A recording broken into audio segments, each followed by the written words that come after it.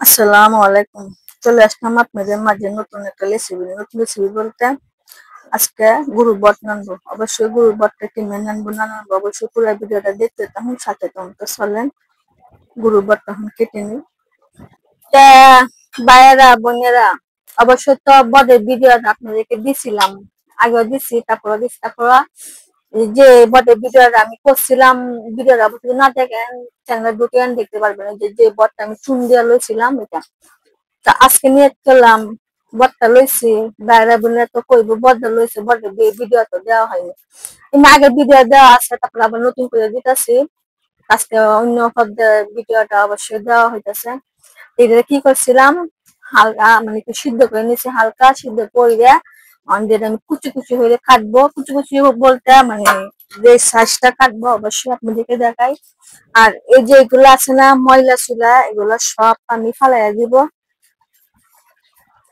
এইবার কেন এগুলো তো তোমার ময়লাগুলো হয়েছে, এক হচ্ছে সিদ্ধ করছি, আর এক হচ্ছে তোমার এই যে বুড়ির বুড়ির ময়লা, তো এই ময়লাগুলো ফালাই দিই। এমনি তুলতেছি, দেখেন এগুলো ফালাই দিই, দেখেন ফালাইলে কত পরিষ্কার। তো অবশ্যই কাটা কুটারা কইরা আসতেছি আপনাদের সাথে। আর কিংবা কাছি না কাছে এটা আপনাদেরকে আমি দেখাবো। এখন আমি কাটে নিই। বাচ্চারা আমি কাটতে এই সিস্টেমে কাটছি, কাটতে মধ্যে ধুয়ে নিয়ে আসছি। এখন মশলাটা দিয়ে দিব পেঁয়াজ,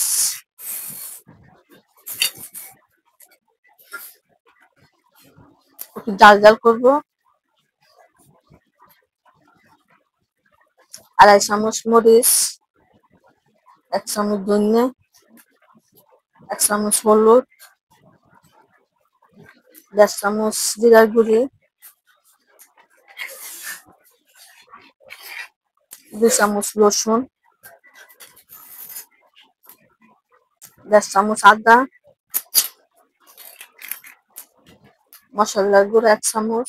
আমি মশলার গুঁড়াতে ইউজ করি, একজনে বলে কেন আদা মানে এলাচি দারচিনি লং এলাচিটা দেয় না, এটা আমি সব মশলার গুঁড়া আছে আমি ইউজ করি। স্বাদ মতন লবণ, তেলটা দিয়ে দিব একসাথে। ভালো করে এগুলো সব একসাথে মাখায় নিব।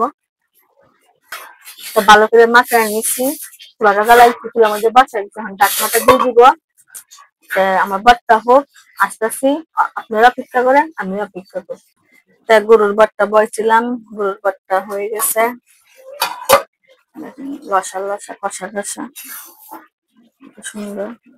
এখন আমি নামাই ফেলাবো। গরুর ভর্তা নান দিয়ে গেছে, লসা লসা কষা কষা হয়ে একবারে সিদ্ধ হয়ে গেছে। অবশ্যই আপনাদের সিস্টেমে নান দিয়ে অনেক সাথে অনেক মজা। ভিডিও যদি ভালো লাগে অবশ্যই লাইক শেয়ারটা করে দিবেন, বেশি বেশি করে শেয়ার করবেন যাতে সবার মাঝে চলে যায়। তাহলে ভিডিওর মাঝে এখান থেকে ভালো থাকেন, সুস্থ থাকেন। আসসালামু আলাইকুম।